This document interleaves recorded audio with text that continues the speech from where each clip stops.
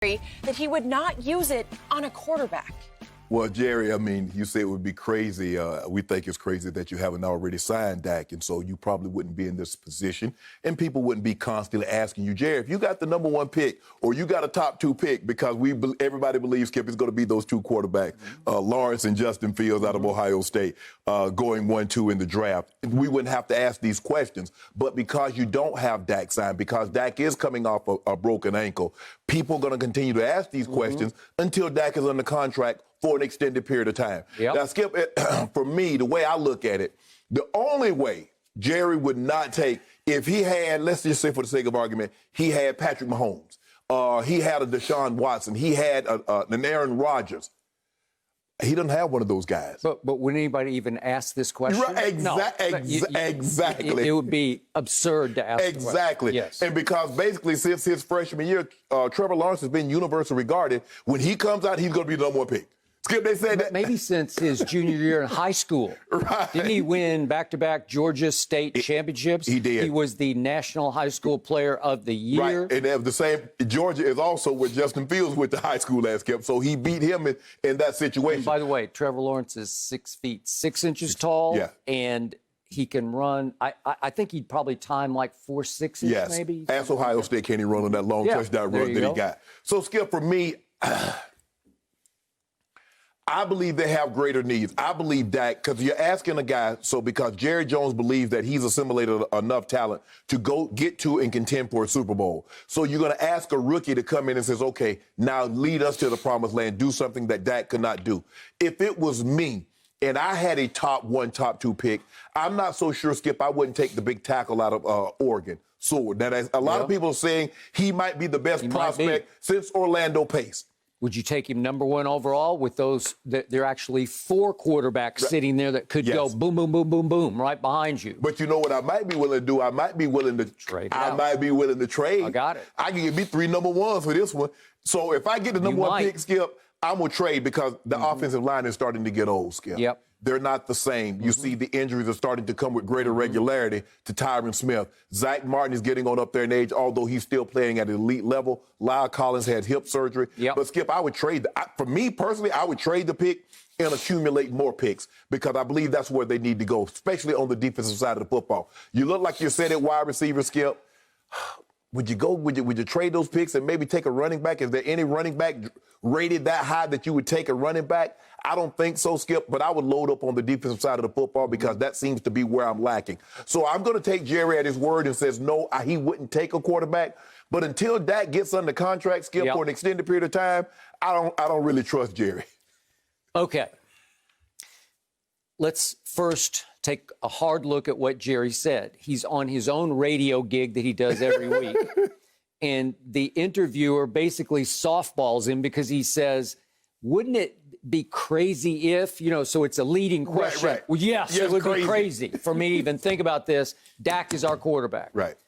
What else is Jerry going to say at this point in time? Right. Dak is their quarterback. Right. And frankly, deep down, bottom of my heart, I hope that's correct. Right. The problem, as you suggest, is that what did your grandfather or maybe your grandmother say about I can see better than I hear? I see better than I hear. Correct? Yes. What do your eyes tell you? Your eyes tell you that we went months and months. We went a whole year with Jerry saying no to Dak Prescott. Right. Jerry Jones, whose reputation has been historically to overpay his stars. Every one of them. I can go all the way back to Emmitt Smith if you want to, even though they had a clash for a while. He finally gave in and gave him his money. This was the first time Jerry Jones drew a line in the sand and said no to Dak Prescott. That's too rich for even my blood, said Jerry Jones. Correct. If you and your new agent, Todd France, want north of $40 million a year, if you went up in the Deshaun, it hadn't happened yet, but in the Deshaun range, or even, dare I say, the Patrick Mahomes range, neither had happened quite yet. But we could all see what was coming. And Todd France, the new agent, is saying, we went up there in the Mahomes. We went up closer to 45-ish a year. And we went only 4 years, and you're saying every contract you do is for 5 years so he can keep you under lock and key, right? Jerry said no. And Dak and his agent said, okay, we say no. And it got pretty ugly. according to Yahoo Sports, it got do not invite them ugly, where they quit speaking to each other. Right, because there's reported, Skip, from the time that they said no, from September until, what, April, there was no conversation. No conversation. So Jerry is basically telling you, I like my quarterback. I don't love my quarterback. I don't love him at any cost. To me, I kept telling you that I'm trying to be objective about a quarterback I have loved and defended since his rookie year in 2016. Right. But I can go top 10-ish. I can go 10, maybe 9th, somewhere in there. Right. But I can't argue that he's better than Patrick Mahomes or Deshaun Watson Right. or Aaron Rodgers. Right. I can't do it. Right. Not yet, Right. because he's 1 and 2 in the postseason. Correct. Okay, so why did Jerry dig in? What do the numbers tell us about Dak Prescott? Well, in his last 17 starts as a Dallas Cowboy, he's 6-11 as a starter. Is that all his fault? Well, obviously not. Right. They've had big defensive issues. They've had running the ball issues.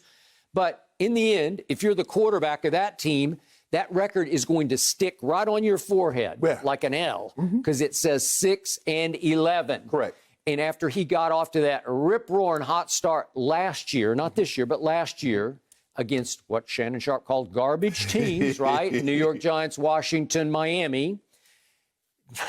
Dak struggled, and he went 5-8, and Pro Football Focus ranked him over the last 13 games only the 15th best quarterback, so he was average.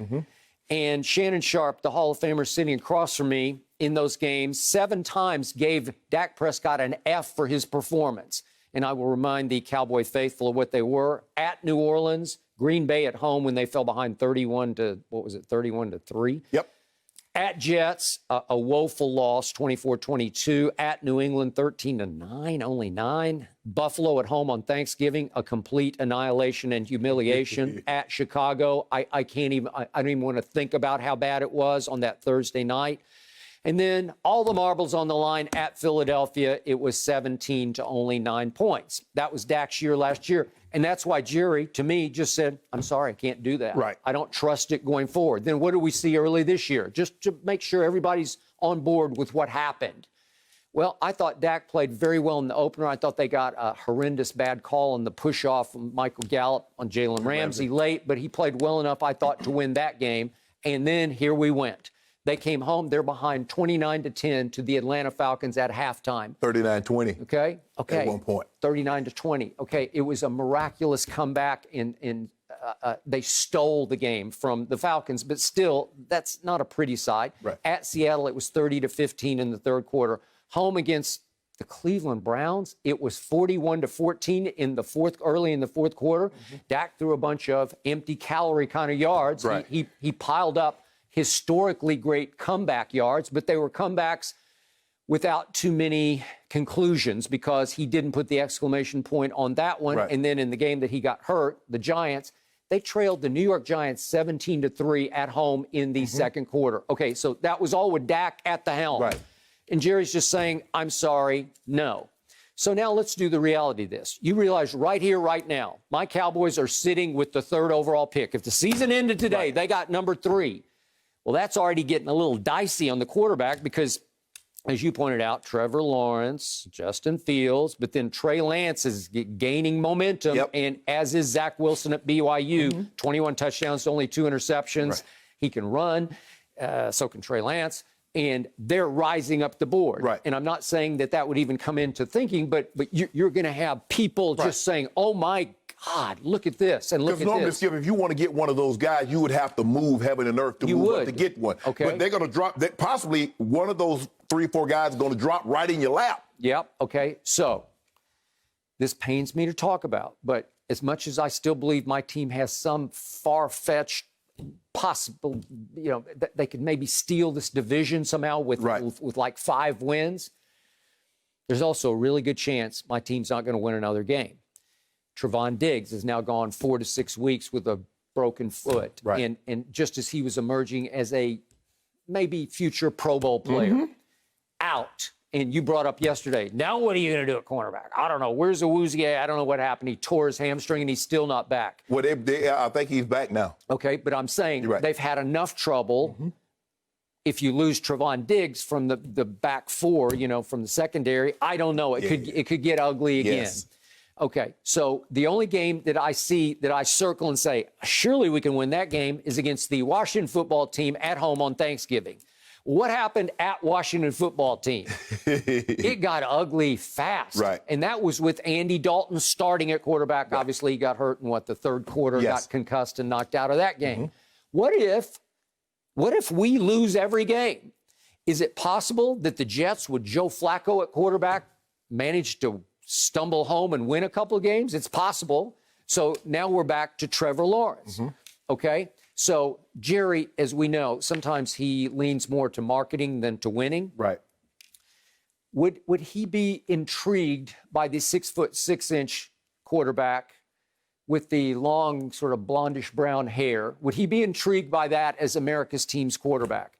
Maybe, although Dak has become very popular. He has. Very popular. Jerry has helped turn Dak into a sympathetic figure by hardballing him in the contract negotiation. And then he got hurt. Man, Skip, that locker room. Sympathetic figure. I got it. And in the biggest picture, Dak is so, obviously he's a sympathetic figure because of the loss of his brother, the suicide of his brother, but he's very likable. I'm not saying he's charismatic, but he's just so likable. Right. He's inoffensive, and he cuts across all lines. I think all communities seem to really like him because he's a good guy. Yes. Solid. He's not controversial. He says all the right things. So he's got a lot of star power that way, and he's got a whole lot of national TV commercials. So I'm not sure that Trevor Lawrence would be more marketable than Dak Prescott has become up from the fourth round, right? What? You see that kid? Well, tell me about it. He'd be all in Dallas, Texas. Okay, there you go. Okay. Was Troy Aikman marketable? Was Tony Romo marketable? Can you imagine that kid, 6'6", with those locks in Dallas? Forget Dallas, Texas, any part of Texas. That sells. Jerry knows it sells. He does seem to be a little more of a liberal thinker than most. Yes. And he has been very much pro Black Lives Matter, right? And has been out front on that cause. But still, just on image alone, yes. Just on pure image, yes. Yes. Jerry's going to be like, ooh, I don't know, man. I don't know. Cha-ching, cha-ching, cha-ching, 6 feet, 6 inches tall. Okay, so then it would boil down to long term, who's going to win more playoff games? Right. Would it be Trevor Lawrence or Dak Prescott? Boy, that's a hard call right now. I don't, I've told you all year, I'm not sold completely on Trevor Lawrence, which brings us to Justin Fields. Right. I'm starting to get sold on him because all he does is complete every pass he throws. Right. Albeit with a loaded football team, great protection. And if you think about it, Skip, I believe this kid is going to come out with a higher grade than Joe Burrow, who was regarded as University's #1 pick. He's going to come out with a higher grade than Justin Herbert. And we see how well he's playing. Tua got injured, but he's going to have a higher grade than probably higher than Jared Goff and Carson Wentz when they came out. Okay, I do agree. So now back to your point. Dak Prescott, unfortunately, suffered a career-threatening injury. It's so bad that whatever mobility Dak has had, which is reasonable, he has reasonable mobility, will it be inhibited? Will it be handicapped going forward? Right. Maybe, don't know, but hope he could bounce back full force. Probably the second year he'll be closer to 100 for what he was as opposed to this upcoming 2021. That will affect Jerry and Stephen Jones thinking short term, like, do we know what we have? Well, some of it's just going to be guesswork. Right. The doctor's going to say he's way ahead of schedule because they're all ahead of schedule, right? So then we look at defensively. Obviously, Dallas needs lots of help on defense. Right. I look at Todd McShay on ESPN.com, a friend of mine, does a great job. So I'm looking at his latest mock draft, his draft ranking. And it's not a mock draft, it's just his ranking. But he's got Micah Parsons out of Penn State as the highest defender. And he's an edge rusher, linebacker, and he wears number 11. And all I know is last year, every time I turned on my TV, I saw number 11. Right. He popped for me. Yes. But is he Lawrence Taylor? Probably not. You can't compare to that. No, well, that's what I'm saying. But is he even Chase Young? Right. I doubt it. Let me ask you a question. Could he be Myles Garrett? it's different because he's smaller and faster. Right. He's going to be more Von Miller-esque. Right. Could he be Von Miller? That would be the one. Maybe because he's wearing that number, maybe he's compared to what I call works here, LeVar Arrington. LeVar Arrington wore number 11. It was a linebacker that was all over the field. Okay, I got it. Patrick Surtain at Alabama, he's the second. Obviously, his father was very good. Made 3 Pro Bowls for the Dolphins, if you remember that. I played against his dad, He's at number 9. So could you trade back if you're Dallas and maybe get a Micah and/or a Patrick Surtain just to revitalize the defense as a corner and an edge rusher? Right. Maybe, if you finessed it right. Because I think Trevor Lawrence is going to have high value if you happen to fall into the first overall pick. Yes. But the problem here is that the risk is enormous longer term, and Jerry's always talking about his mortality. I don't have that many years left, but the point is, are you willing, on what your track record is so far with Dak, again, 6-11 in his last 17 starts, would you be willing to sit tight, Dak's my quarterback, and pass on Trevor Lawrence and Justin Fields, and for that matter, Trey Lance and Zach Wilson? Would you sit still, trade completely out of the top 4 maybe, and if you had 1 and go back to 5 or whatever, and whatever you could pick up, would you do that and risk the near futures of all 4 of those quarterbacks coming back to haunt you? Would you do that? Well, I think the thing is, Skip, because Dak is young, if Dak, let's say, just say for the sake of argument, Dak within year 9, year 10, I think you'd probably you'd be more hesitant to do it because you're like, okay, year 9 to 10, let's just say he has 5 years, as opposed to 10, 12 years. Because that was the argument with Peyton, Skip, remember?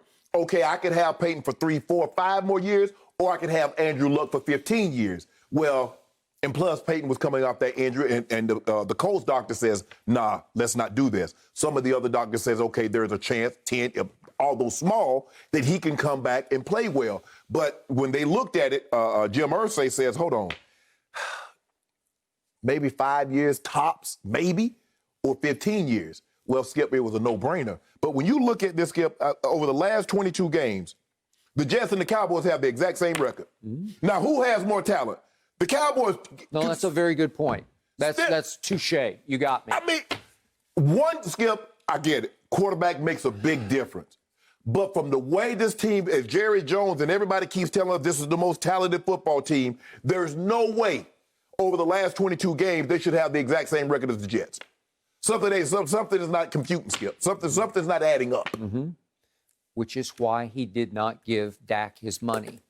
So my gut feeling, bottom line is, if Jerry didn't commit to him, think of what you could do. Let's just do the hypothetical. If you did take Trevor Lawrence, do you know how much you'd have to pay him if we go by what Joe Burrow got? Joe Burrow got 4 years, $36 million. That's it. Period. End of story. Right. So that's like $9 million a year. That's it. It's mostly guaranteed. It's guaranteed, yeah. Okay. But you prorated that over 4 years. Mm-hmm. You pick up his option. That's 5 years. So basically, that's like $9 million a year, as opposed to having to pay Dak if you franchise him $38 million. $38 million. Well, if I know Jerry, he's into dollars and cents. Yeah.